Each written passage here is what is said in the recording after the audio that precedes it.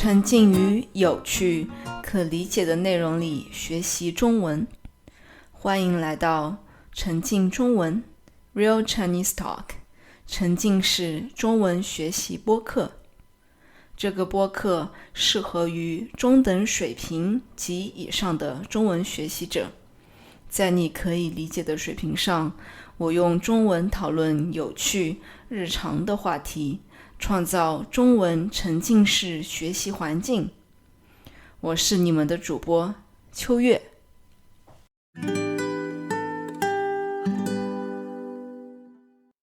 嘿嘿，朋友们，我回来了。我的上一期播客是在去年10月份的时候发表的，到现在接近半年的时间，中间发生了好多的事情，让我一一道来。去年10月份的时候，我从我工作的公司请了3个月的长假，其实是 sabbatical， 但是中文里我找不到完全一样的单词呢，似乎长假就是最接近的单词了。这3个月我去了哪儿呢？说出来你不要觉得嫉妒哦。这3个月我去了3个国家，回中国1个月，去了日本1个月，去了泰国1个月。先来说说我回中国的感受吧。自从我3年前离开中国之后，我就没有回过中国。当然，中间有各种各样的原因，比如新冠疫情，我硕士毕业找工作，后来我开始工作，后来我又换了一个工作，等等等等。总之就是生活里有很多的事情，而回国始终不在我的日程之上。但正好我最好的朋友去年10月份在上海结婚，他邀请我去做他的伴娘。于是我就想，为什么不趁着这次机会回国好好见见家人和朋友呢？所以我去年年初就开始计划回国的事情了。时隔3年回国，我的感受其实是很复杂的。10月份上半个月，我主要是在我的老家度过的。我的家乡是在贵州贵阳，是在中国西南部的一个小城市。虽然说是小城市，但人口也有500万人呢。整个荷兰的人口也就1700万人。但无论如何，贵阳在我心里始终还是一个小城市。这可能是因为我从小在贵阳生活的原因吧。我的家乡和荷兰比起来，最大的一个特点就是地形。我的家乡有很多的山，基本上整个城市是建在山上的。我常常和朋友开玩笑说，在贵阳你给别人指方向的时候，你会说往上走或者往下走，而非往左走或者往右走。还有一个特点就是我的家乡的人都很能吃辣。基本上贵州是中国最能吃辣的地方之一。虽然在国外，川菜才是最有名的辣的中国菜，但是我的家乡的辣的菜其实会更有特点一些。还有一件我以前忽视了的事情，那就是中国城市里的古代建筑。大家都一直认为中国的城市过于现代化，有很多的高楼大厦。事实上也是这样，没错。但有意思的就是，中国有很多城市，它在市中心会有很多的庙。比如说，我的家对面就是一座山，山上呢就有一座庙。但如果你把视线放远一些，你可以看到山背后是很多座高楼大厦正在被建造着。那其实你看到的就是自然和古代的寺庙，以及寺庙背后山上的那些现代建筑所混杂成为的这样一个画面。当然，不得不提的另外一件事情，那就是和家人以及朋友的见面。我上次见我妈妈是3年前的事情了，虽然中间我们会在线上视频之类的，但真正见到面的时候呢，我才意识到3年可以让一个人变老许多。当然，这是没办法的事情，毕竟我自己选择了去国外生活。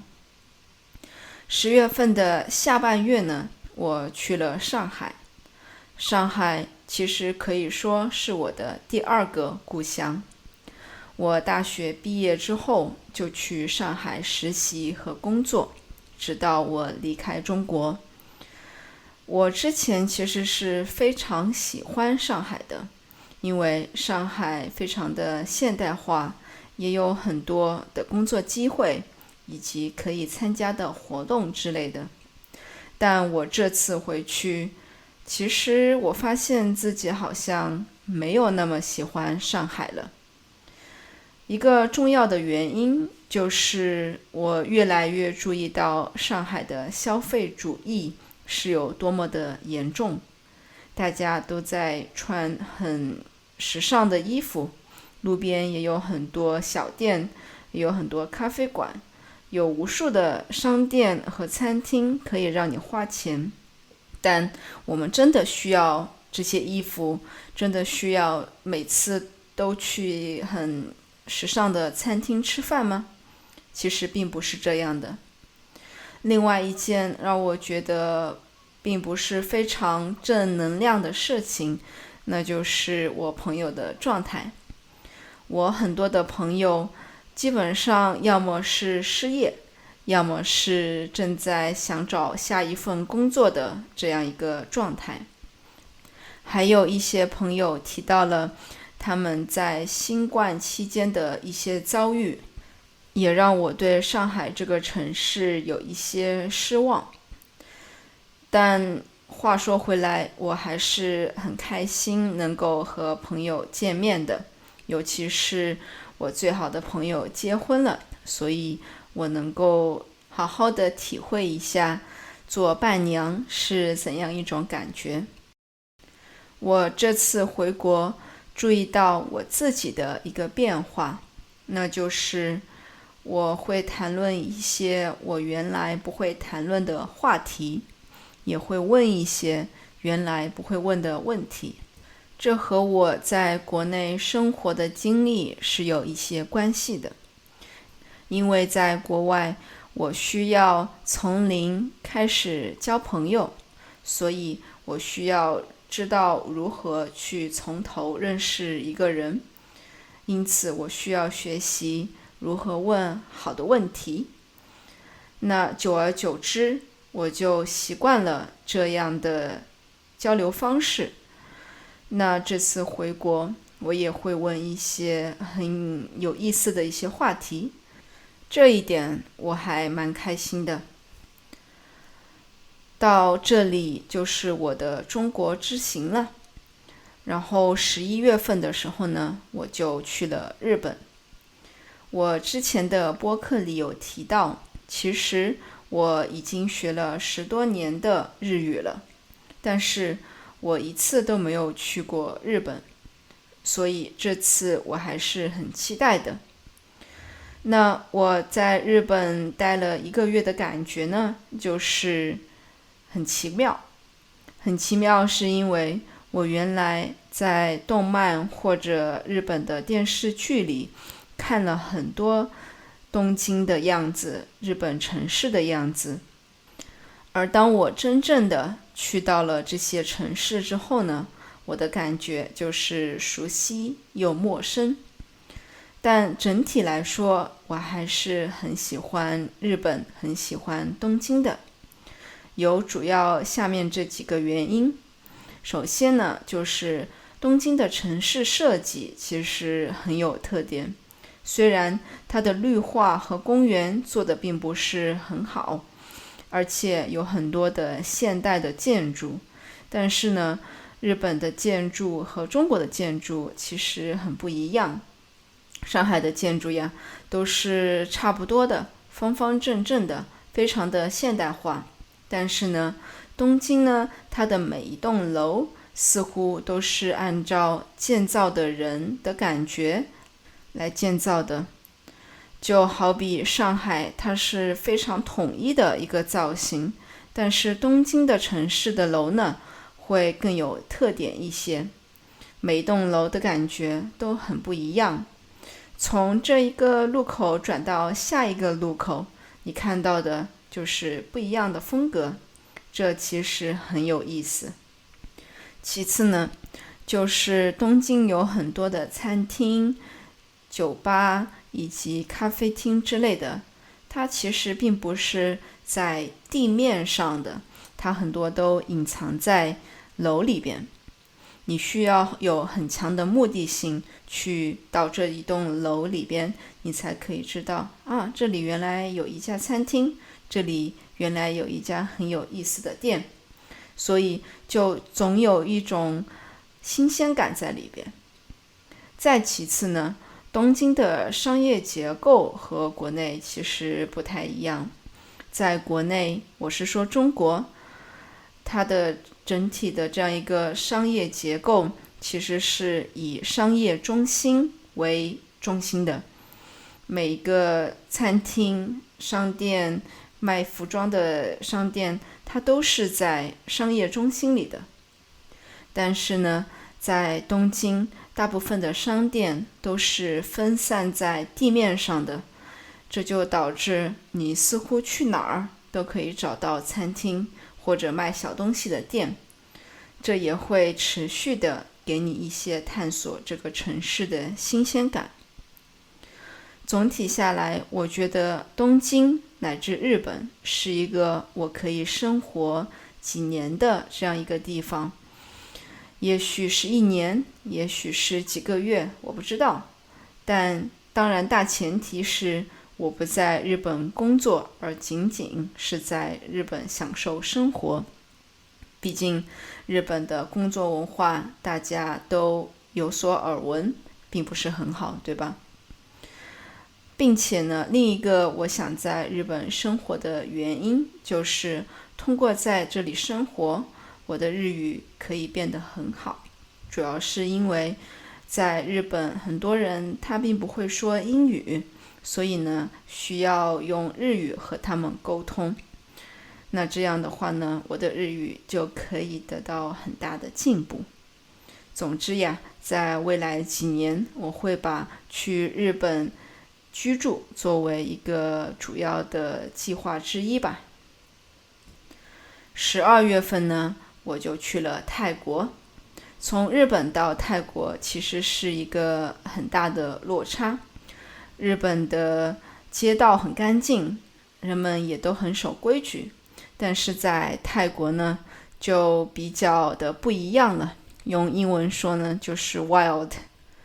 泰国它始终还是一个发展中国家，所以整体的城市规划、交通设施、基础设施就没有日本甚至中国那么好。整体上，关于泰国其实没有什么太多可以说的。泰国的城市本身都差不多，虽然城市里有很多寺庙，但是看多了，到后面都有些审美疲劳了。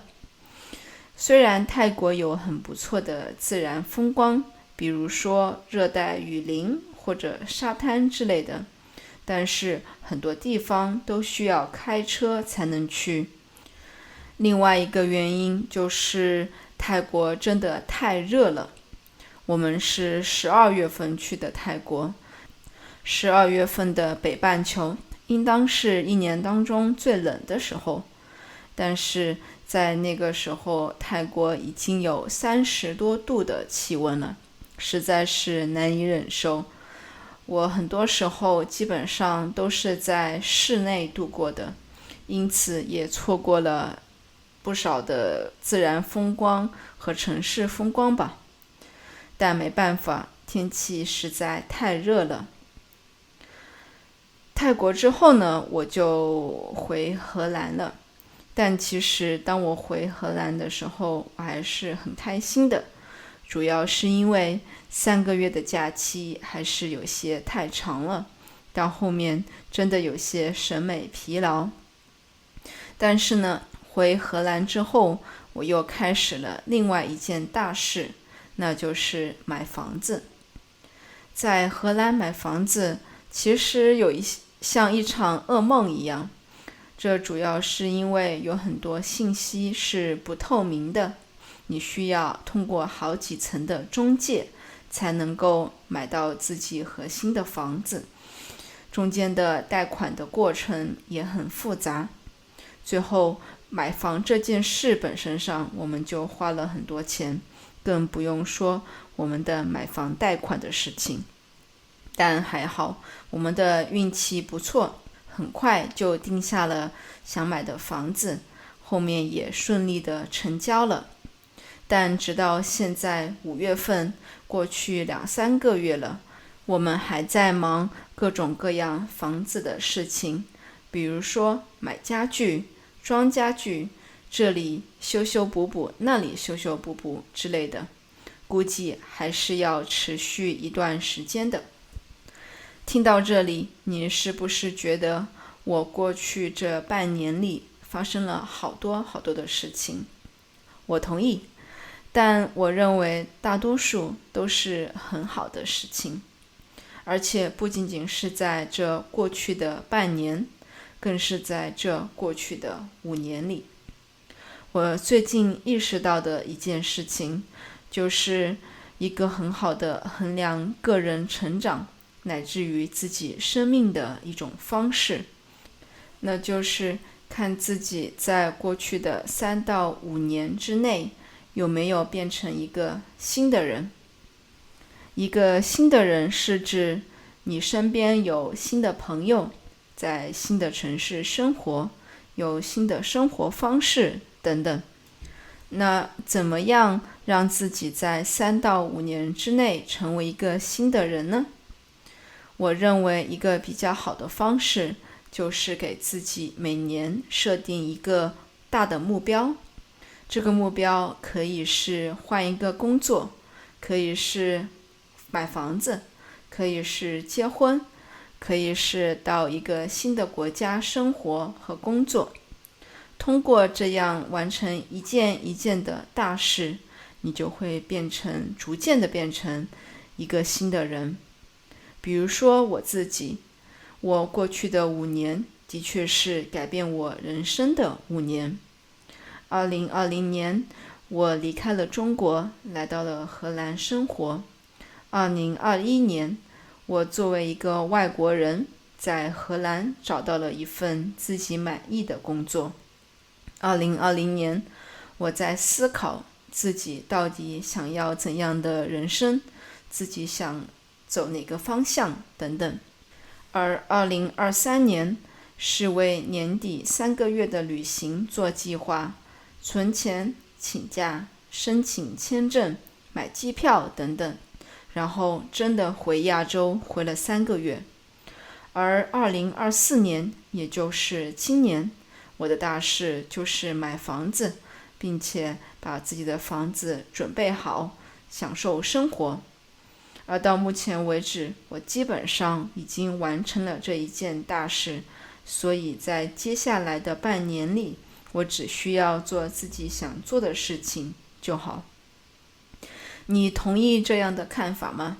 你同意你需要在过去的3到5年之内，让自己变成一个新的人吗？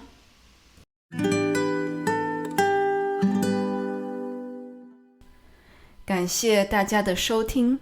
如果你对我们的内容感兴趣的话，欢迎访问我们的网站 realchinesetalk.nl。你可以在主要播客平台 YouTube 同名频道上找到我们。为了帮助你更好地理解播客内容，学习中文，我们还提供精心修订的文本、相关的词汇和例句，以及和播客相关的问题，帮助你学习。订阅我们的 newsletter， 你可以免费得到一期上面提到的内容。我们下期再见，拜拜。